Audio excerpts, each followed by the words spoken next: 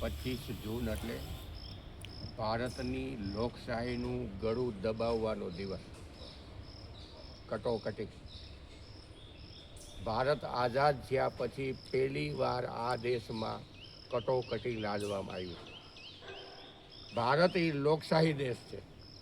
અહીંયા વાણીની સ્વતંત્રતા છે, અભિવ્યક્તિની પણ સ્વતંત્રતા છે. પણ પહેલી વાર 25 જૂન 1975ના રોજ એની ઉપર પ્રતિબંધ મૂકી દેવામાં આવ્યા. 1967 સુધી આ દેશમાં one nation one election system હતી.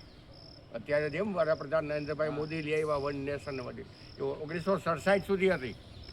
પણ 1967 પછી જ્યારે આ દેશના અલગ અલગ રાજ્યોમાં તે વખતની સરકારની વિરુદ્ધમાં મતદાન થયું.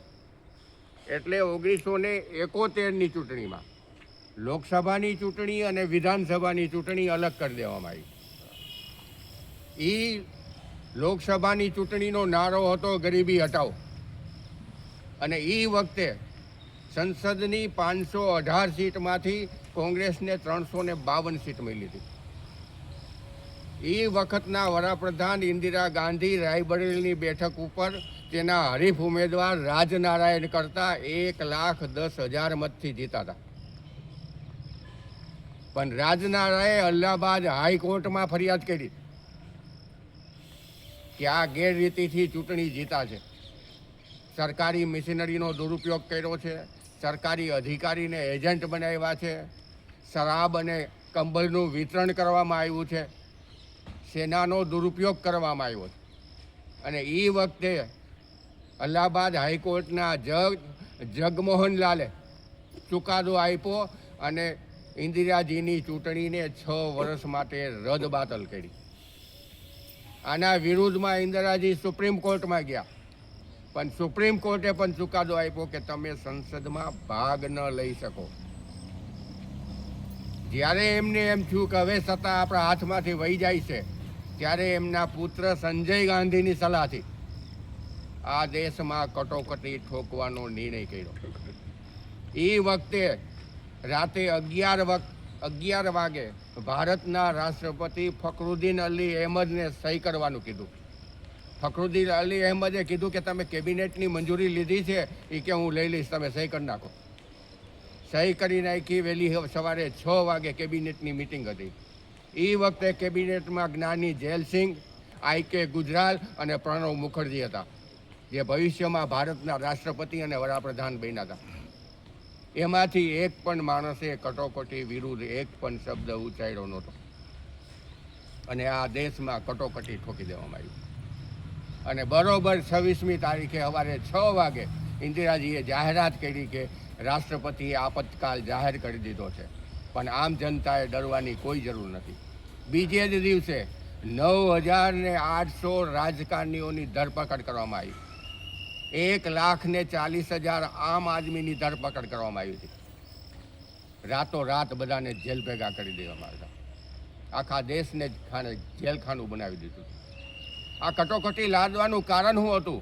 બરોબર એ જ અરસામાં ગુજરાતમાં નવનિર્માણનું આંદોલન થયું હતું અને ચીમનભાઈની સરકાર ગઈ હતી. બિહારમાં જેપીનું આંદોલન હતું અને એ વખતે 2 લાખ લોકો ભેગા થયા હતા. આ 51 વર્ષ પહેલાંની વાત કરું છું. ત્યારે અખબાર એવા નહોતા, ટીવી નહોતા, મોબાઈલ નહોતા, છતાં પણ આવડી મોટી સંખ્યા થઈ હતી. ઇન્દિરાજીને ભય લાગ્યો કે કદાચ મારી સત્તા વહી જશે. અને એ જ વખતે રેલ લોકો આંદોલન હતું. રેલ લોકો આંદોલન જ્યોર્જ ફર્નાન્ડીસે કર્યું હતું. ઇન્દિરાજીને જ્યારે એમ ભય પેસી ગયો કે હવે મારી સરકાર જશે, એટલે એને કટોકટીનો નિર્ણય કર્યો. પણ એને અખબાર ઉપર પણ સેન્સરશિપ મૂકી દીધી. અખબાર એને પૂછ્યા વગર કાંઈ લખી ન શકે. 3,801 અખબારોને જપ્ત કરવામાં આવ્યા હતા. 29 અખબારોને ભારતમાં આવવા ઉપર પ્રતિબંધ મૂકી દીધો હતો. 7 અખબાર એવા હતા જેને અહીંથી પાછા પરત મોકલી દેવામાં આવ્યા. 290 અખબારોને સરકારી જાહેરાત આપવામાં નહોતી આવી. અને 254 અખબારોને મિસા હેઠળ ધરપકડ કરવામાં આવી હતી. ફિલ્મ ઇન્ડસ્ટ્રીઝ પણ એમાંથી બાકાત નહોતી. તે વખતે મનોજ કુમારનો જમાનો હતો. મનોજ કુમારે સરકારની યોજના મુજબની ફિલ્મ ન બનાવી એટલે એની ઉપર પગલાં લીધા. ત્યારે 2 ફિલ્મ હતી, એક હતી નસબંધી ને એક હતી કુર્સા કુર્સિકા. કિસ્સા ખુરશી કા એ બેઉની આખી પ્રિન્ટ જ જલાવી દેવામાં આવી. અને ત્યારબાદ જ્યારે આઈબીએ ઇન્દિરાજીને રિપોર્ટ આપ્યો કે તમે ચૂંટણી જાહેર કરો, તમે 300 સીટ સાથે ફરી પાછો સરકારમાં આવશો. એના હિસાબે ચૂંટણી જાહેર થઈ 1977માં અને ચૂંટણીનું રિઝલ્ટ આવ્યું ત્યારે કોંગ્રેસને 154 સીટ મળી હતી અને જનતા મોરચાને 295 સીટ આવી. પહેલી વાર આ દેશમાં બિન કોંગ્રેસી સરકાર બની. પહેલી વાર એ વખતનું જનસંઘનું જનતા મોરચામાં વિલીનીકરણ થઈ ગયું અને મોરારજીની સરકાર આવી.